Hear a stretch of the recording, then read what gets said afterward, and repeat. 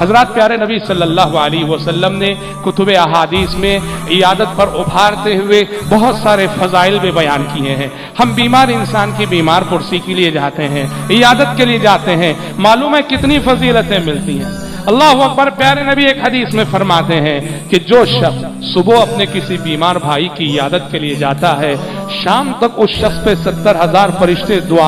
دعا کرتے رہتے ہیں اس شخص کے حق میں، اور شام میں جو شخص اپنے بیمار بھائی کی عیادت کے لیے جاتا ہے، صبح تک 70,000 فرشتے اس کے حق میں دعائے رحمت کرتے رہتے ہیں۔ کتنی بڑی سعادت مندی ہوگی، ملائکہ ہمارے حق میں دعا کریں، اور ملائکہ بھی ایک دو نہیں 70,000 کی تعداد میں فرشتے دعا کرتے ہیں۔ اس سے اندازہ کرو کہ بیمار کی عیادت کرنا، بیمار پرسی کرنا اسلام کے نزدیک یہ کتنی اہم عبادت ہے، اور یہ کتنی اہم نیکی اور کتنا عظیم کام ہے۔ حضرت ثوبان رضی اللہ عنہ کی حدیث میں پیارے نبی فرماتے ہیں، امام مسلم اور امام احمد نے اس کو روایت کیا ہے، جو شخص کسی بیمار کی عیادت کے لیے گھر سے نکلتا ہے، بیمار کی عیادت کے لیے گھر سے نکلتا ہے، تو کہا اس کا جانا اور اس کا آنا سب گویا کہ وہ جنت کے باغیچے میں چل رہا ہے۔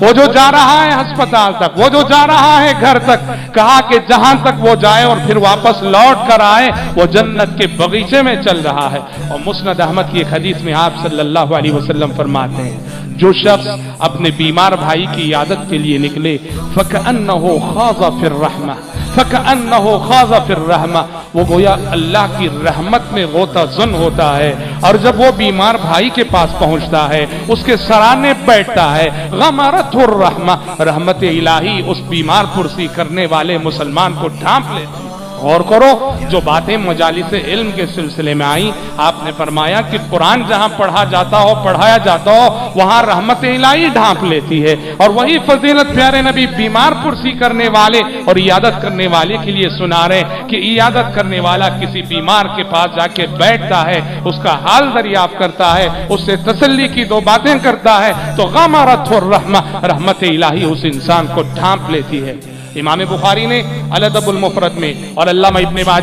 ابن ماجہ نے اپنی سنن میں یہ حدیث روایت کی کہ جب انسان اپنے بیمار بھائی کی عیادت کے لیے جاتا ہے تو آسمان سے ایک ندا دینے والا ندا دیتا ہے، ایک اعلان کرنے والا اعلان کرتا ہے، اور ایک دوسری روایت میں ہے قال اللہ تعالی،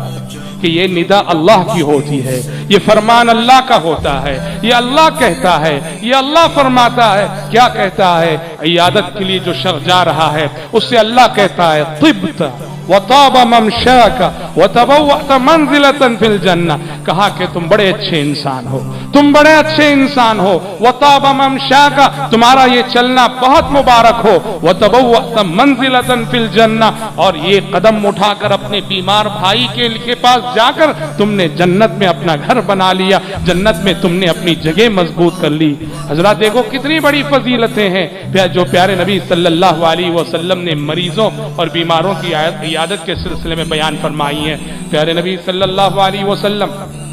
مختلف اسالیب میں، مختلف انداز میں حضرات صحابہ کرام رضوان اللہ علیہم اجمعین کو نیکیوں کے کرنے پہ ابھارتے تھے، بہت سارے اعمال صالحہ کی ترغیب دلاتے تھے، اور جن اعمال صالحہ پہ آپ نے ابھارا ہے، ترغیب دلائیے، اس میں سے ایک بیمار پرسی بھی ہے۔ دیکھیے وہ جو مشہور حدیث ہے، صحابہ کی مجلس جمع تھی، آپ نے پوچھا آج کون ہے جو روزے سے ہے، نفل روزہ؟ سب خاموش رہے، ابو بکر صدیق نے کہا کہ اللہ کے نبی میں۔ آپ نے پوچھا آج کون ہے جس نے کسی غریب اور مسکین کو 2 لقمے کھانے کھلائے ہوں؟ سب خاموش رہے، ابو بکر صدیق رضی اللہ عنہ نے کہا کہ میں۔ آپ نے پوچھا کہ آج کون ہے جس نے اپنے کسی بیمار بھائی کی عیادت کی ہو؟ سب خاموش رہے، ابو بکر صدیق رضی اللہ عنہ نے کہا کہ میں۔